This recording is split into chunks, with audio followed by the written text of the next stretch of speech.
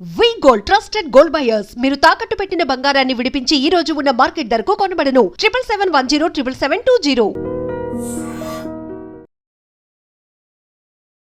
Welcome to iDream media. So జనరల్గా కొందరిలో మనం చూస్తాం ఏంటంటే గోర్లు పుచ్చిపోయి ఉండడము అప్పుడప్పుడే కొందరిలో స్టార్ట్ అవుతూ ఉంటాయి. దీన్ని ఎలా ప్రివెంట్ చేయాలి, ఎలా తగ్గించుకోవాలి, గోర్లు ఎందుకు పుచ్చిపోతాయి అసలు, సో తీసుకోవాల్సిన జాగ్రత్తలు ఏంటి, పూర్తి వివరాలు తెలుసుకుందాం. మనతో పాటు ప్రముఖ వెజిటబుల్ థెరపిస్ట్ విక్రమాదిత్య గురూజీ ఉన్నారు. గురూజీ నమస్తే అండి. సూర్యోస్మితల్లి అంటే గోర్లు పుచ్చిపోయి చాలా మందికి పుచ్చిపోయి నల్లగా కనిపిస్తూ ఉంటాయి. కొంతమందికి అసలు గోర్లు సరిగా కనపడవు, హెల్దీగా ఉండవు. అప్పుడప్పుడే కొంతమందికి పుచ్చిపోతూ ఉంటాయి. అసలు ఇవేంటి? అది సహజంగా అమ్మ బొటన వేలుకి ఎక్కువ ఉంటుంది. బొటన వేలు అలాగే కాలి బొటన వేలు ప్రధానంగా ఉండేది. అంటే మనం ఎక్కువగా ఉపయోగిస్తున్నటువంటి కాళ్ళలోనూ చేతుల్లోనూ వచ్చేటువంటి ప్రక్రియ. గోర్లకి అంటే నెయిల్స్ బాగా పెరగడానికి సపోర్ట్ చేసేటువంటి ధాతువు ఏది మీకు తెలిసిన నాలెడ్జ్లో? కాల్షియం.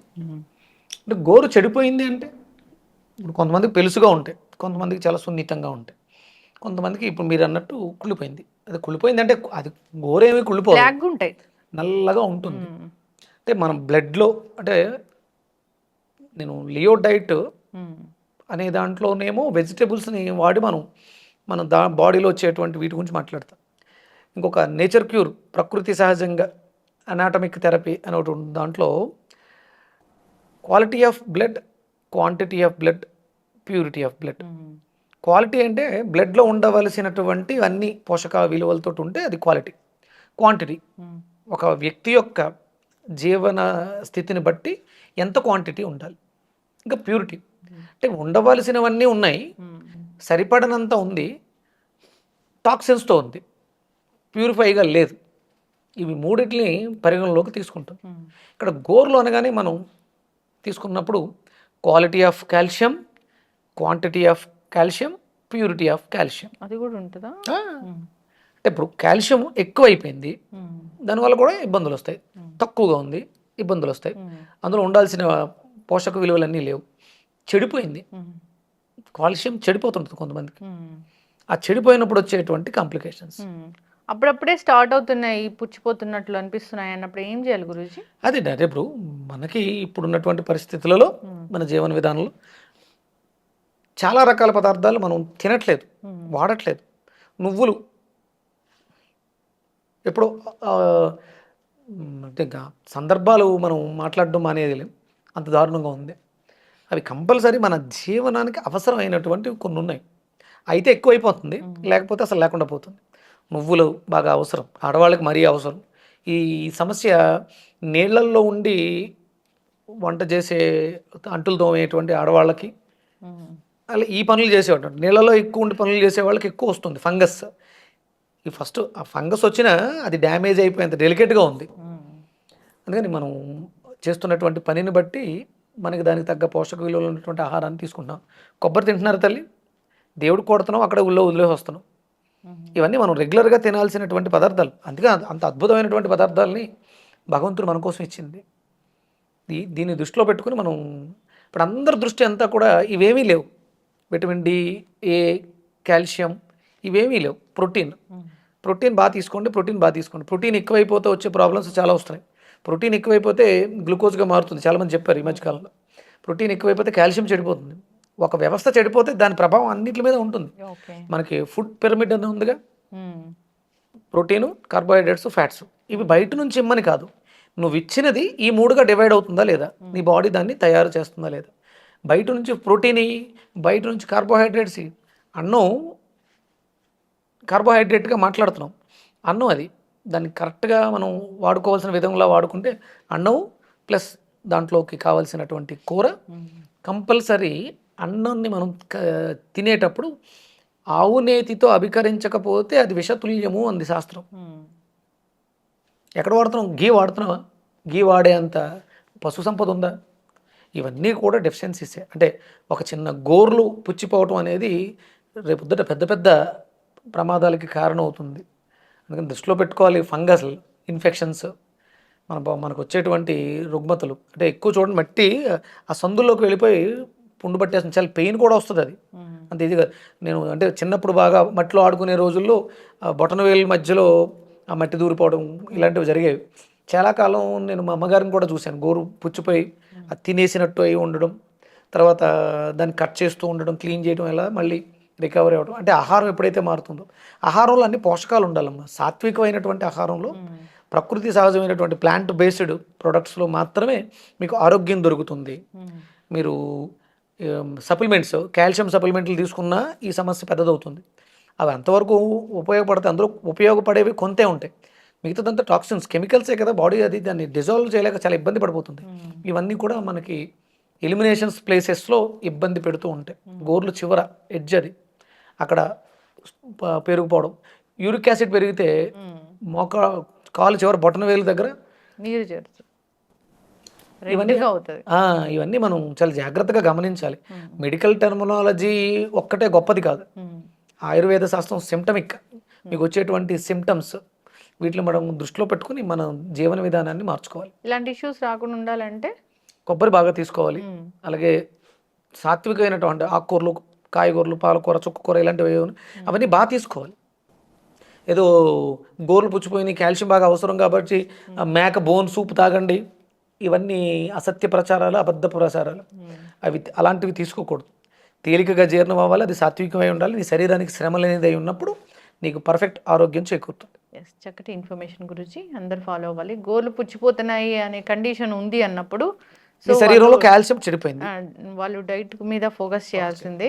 ఎలాంటి ఆహారాలు మనం మిస్ చేస్తున్నాము అనేది వాళ్ళు తెలుసుకొని వాటిని యాడ్ చేసుకోవాలి. కొబ్బరి బాగా పనిచేస్తుంది, కొబ్బరి నువ్వులు తీసుకోవాలి, నువ్వులు తీసుకోవాలి. ఇవి న్యాచురల్ సోర్సెస్ అన్నమాట. వీటిని మంచిగా తీసుకుంటే హెల్తీగా ఉంటారు. చాలా చక్కటి ఇన్ఫర్మేషన్. ఇంకా కూడా దానికి సపరేట్ క్లీనింగ్ అనేది అవసరమా? అక్కడ అంటే ఆల్రెడీ డ్యామేజ్ అయి ఉంటే దాన్ని రెగ్యులర్గా మనం క్లీన్ చేసుకుని దానికి ఆచ్ఛాదనం ఏదన్నా అంటే కట్టడం లాంటిది బాగా ఎక్కువ ఉంటే, డ్యామేజ్ ఎక్కువ ఉంటే చూసుకోవడం. నీళ్ళలోకి వెళ్ళడం వల్ల ఇన్ఫెక్షన్స్ వస్తాయి కాబట్టి అవి రాకుండా చూసుకోవడం, జాగ్రత్తగా ఉండడం మంచిది. అంటే జనరల్గా కొందరు లేస్తానే ఫేస్లో చాలా తేడా కనిపిస్తుంది, కళ్ళు ఉబ్బులుగా కనిపిస్తాయి, కాళ్ళు కూడా ఉబ్బినట్లుగా, నీరు పట్టినట్లుగా, లేదంటే అలసిపోయినట్లుగా కనిపిస్తూ ఉంటారు. నిద్ర పోయినా కానీ ఒళ్ళు తూలుతున్నట్లుగా అనిపిస్తూ ఉంటుంది, తిరుగుతున్నట్లుగా. ఇవన్నీ అసలు ఏంటి గురూజీ? ఇవన్నీ ఒక జబ్బుకేనా? ఒకటి ఎప్పుడు ఉండదమ్మా. ఇప్పుడు మనకి కిడ్నీ సీకేడి పేషెంట్స్ ఉన్నారు, దాని ఎఫెక్ట్ వెళ్ళి లివర్ మీద పడుతూ ఉంటుంది. లివర్ ఇష్యూస్ ఉన్న వాళ్ళు ఉంటారు, దాని ఎఫెక్ట్ వచ్చి కిడ్నీల మీద పడుతుంటుంది. అంటే మన బాడీలో ఒక్కొక్క ఆర్గాను ఒక్కొక్క విధి నిర్వహణ కోసం శ్రమిస్తూ ఉంటుంది. దాని పనితనం తగ్గినప్పుడు దాని తాలూకు ఎఫెక్ట్ వేరే ఆర్గాన్స్ మీద పడుతుంది. ఒక ఇంట్లో నలుగురు ఉన్నారు, ఒక అతను కూర్చుని ఉన్నప్పుడు ఆ ఇన్కమ్ సోర్స్ కావచ్చు, లేదా అతను చేసే పని కావచ్చు, వేరే వాళ్ళ మీద ఎలా అయితే పడుతుందో మనకు కూడా అంతే. ఇక్కడ మనకి మీరు చెప్పిన సిమ్టమ్స్ అన్నీ, పొద్దుటే లేచిన వెంటనే ఉండేటువంటి ఆ తల ఇసరడం, ఇలాంటివన్నీ కూడా దాన్ని వెర్టిగో అని మెడికల్ టెర్మినాలజీ చెప్తూ ఉంటుంది. అంటే చూడండి, నిండుకుండా తొనకదు, ఖాళీకుండా తొనకదు, కానీ మధ్యస్థంగా ఉన్నటువంటి కుండ తొనుకుతూ ఉంటుంది. అంటే మన శరీరంలో ఉన్నటువంటి ఆ జల వ్యవస్థ చెడిపోతుంది. అయితే జలం పాడైపోయి ఉండాలి, లేదా అది సరిపడినంత జలం ఉండకపోయి ఉండాలి. ఇవి దీనికి మనకు అంటే కిడ్నీ మీద దీని ప్రభావం ఎక్కువ ఉంటుంది. దీని ప్రభావం మనకి లివర్ మీద కూడా ఉంటుంది. కిడ్నీలు ఎప్పుడైతే పనిచేయాలో ఆ ఫిల్టరేషన్ అనేది కిడ్నీ మీద ఎక్కువ లోడ్ లివర్ మీద ఎక్కువ లోడ్ ఉంటుంది. ఆ సమయంలో మనం తీసుకునే ఆహారం లివర్ని మరింతగా ఇబ్బంది పెడుతుంది. కిడ్నీ పేషెంట్స్ ప్రోటీన్ ఎక్కువ తినకూడదు, వాళ్ళకి ప్రోటీన్ అసలు ఇవ్వకూడదు, ఎందుకంటే ఫిల్టరేషన్ లేదు, కిడ్నీ ఎలాగో ఫిల్టర్ లేదు. దీని ప్రభావం వెళ్ళి లివర్ మీద పడినప్పుడు లివరు ప్రోటీన్ని డైజెస్ట్ చేయడానికి చాలా ఇబ్బంది పడుతూ ఉంటుంది.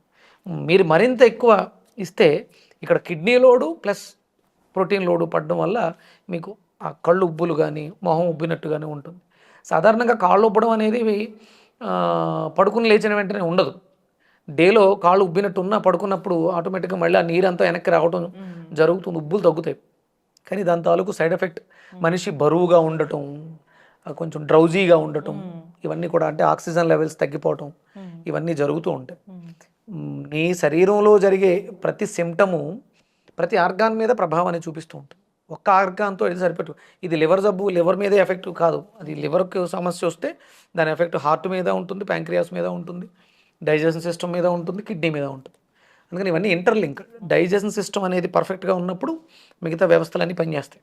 అందుకని దీన్ని చాలా జాగ్రత్తగా చూసుకోవాలి. నీకు ఏ రకమైనటువంటి సిమ్టమ్స్ ఉన్నా లంకణం పరమౌషధం, ఉపవాసం చేయడమే దానికి ముందు ఫస్ట్ రెమెడీ. తినవలసింది ఏదో ఉంది మందు, అది నీకు ఇంకా తెలియలే, కానీ తినకూడదు మానేస్తే ముందు సైడ్ ఎఫెక్ట్ తగ్గిపోతుంది, డ్యామేజ్ ఆగుతుందిగా, నువ్వు తర్వాత బాగు చేయొచ్చు, జరుగుతున్నటువంటి ప్రమాదాన్ని ఆపొచ్చు, చేయకూడని పనులు ఆపేస్తే. ఇక చేయాల్సింది ఏంటనేది మనం తర్వాత తెలుసుకుని దాన్ని ఆచరించడం ద్వారా ఈ సమస్య నుంచి బయటకు రావచ్చు. ఇప్పుడున్నటువంటి పరిస్థితులలో, ఇప్పుడున్నటువంటి జనరేషన్లో అందరికీ వచ్చే సమస్యలన్నీ కూడా కేవలం తినటం వల్లే వస్తున్నాయి. ఇక దీన్నే ఈ మరీ ఉధృతంగా ఇది తింటే వచ్చింది కాబట్టి ఇంకోటి ఏదో తినడం వల్ల వచ్చింది, నువ్వు ఇది తిన్నావా అది తిన్నావా కాదు, తినటం అనే ప్రక్రియ వల్ల సమస్య వచ్చింది. అందుకని ఏం చేయాలి, ముందు ఫస్ట్ స్టాప్ చేయి, పూర్తిగా ఆపు. ఆ తర్వాత ఏది తినాలి అనే దాని మీద దృష్టి పెట్టు. ఇప్పుడు ఉన్నటువంటి పరిస్థితులు మీరు అడిగిన దాని ప్రకారం విపరీతమైనటువంటి మాంసాహారం ఎవరిలో, నాన్ వెజిటేరియన్స్లో.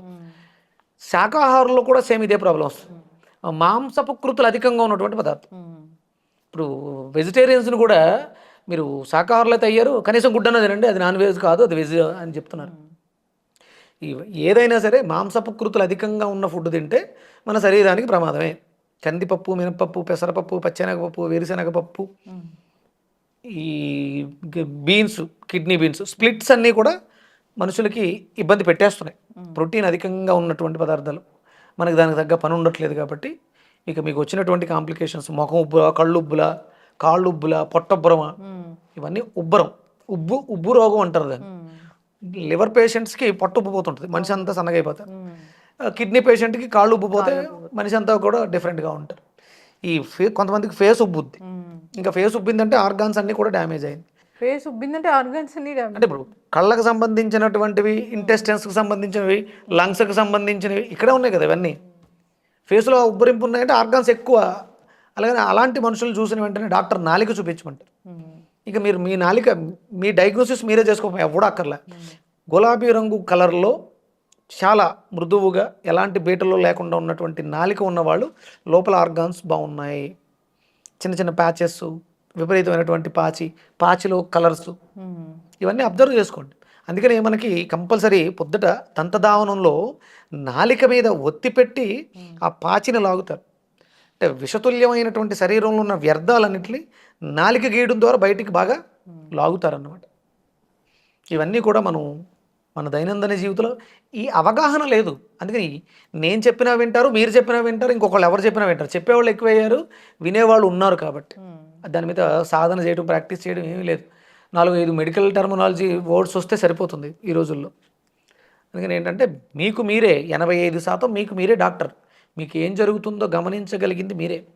అది సాత్విక ఆహారంతో మాత్రమే మీకు మీరు బాగు చేసుకోగలరు. ఎలాంటి రుగ్మతనైనా సరే ఎవ్వరి సహాయం అవసరం లేకుండా మీకు మీరే మీకు వచ్చిన సమస్యలన్నింటికి కూడా పరిష్కారం చేసుకోవచ్చు. ఓకే, చక్కగా చెప్పారు గురూజీ. నిద్ర లేవగానే గోరువెచ్చని నీళ్ళు తీసుకోవడం మంచిదేనా? అంటే ఈ నిద్ర లేవగానే కాదు, ఉదయం నుంచి సాయంత్రం వరకు ఎప్పుడైనా సరే లోపలికి గోరువెచ్చటి నీళ్లు తీసుకోవడం అనేది శాస్త్రం. అది గోరువెచ్చటి నీళ్ళు తత్వాన్ని రాగి బిందులో వేసిన నీటికి ఉంటుంది, తత్వం ఉంటుంది. అంటే మరిగిన నీళ్ళలో ఏదైతే క్వాలిటీ ఉంటుందో అదే క్వాలిటీ మనకి రాగి దాంట్లో దొరుకుతుంది. మనకు అవకాశం ఉంది. పొద్దుటే గోరువెచ్చటి నీళ్లు తాగితే ఉషఃపానం అంటారు. ఉషోదయం నులివెచ్చగా ఉంటుంది, వేడిగా ఉంటుంది, ఎండలో ఉన్నంత వేడి ఉండదు. ఉషోదయపు కాంతి సమయంలో ఉషఃపానం అంటే గోరువెచ్చటి నీటిని పానం చేయటం ఆరోగ్యానికి చాలా మంచిది. ఒక రకమైనటువంటి చెమట పడుతుంది, మన శరీరంలో డెడ్ సెల్స్ అన్నీ కూడా శ్వేత గ్రంథుల ద్వారా బయటకు వస్తుంది. ఇవన్నీ మనం రెగ్యులర్గా చేయాలి ప్రతిరోజు కూడా. ఎస్, చక్కగా చెప్పారు గురూజీ. అందరూ ఫాలో అవ్వాలని కోరుకున్నాం. ఇబ్బంది అనిపిస్తూ ఉందంటే ఒకసారి అసలు ఏం జరుగుతుందో చెక్ చేసుకోవాలి. ఎప్పుడు టెస్టులు ఉంటాయి, 6 monthsకి ఒకసారి, 1 yearకి ఒకసారి. అంతేకాని ఇలా ఉందిలే ఏమవుతుందిలే అనే చాలా క్రానిక్ వరకు వెళ్తూ ఉంటారు, నెగ్లెక్ట్ చేస్తూ ఉంటారు. అవేర్నెస్ ఉండాలి దీని గురించి. చాలా చక్కగా చెప్పారు. ముఖం ఉబ్బుగా ఉందంటే ఆ ఆర్గాన్స్లో ఏదో జరుగుతుంది అన్నట్లు ఫాలో అవ్వాలి. ధన్యవాదాలు. సూరస్మితలే.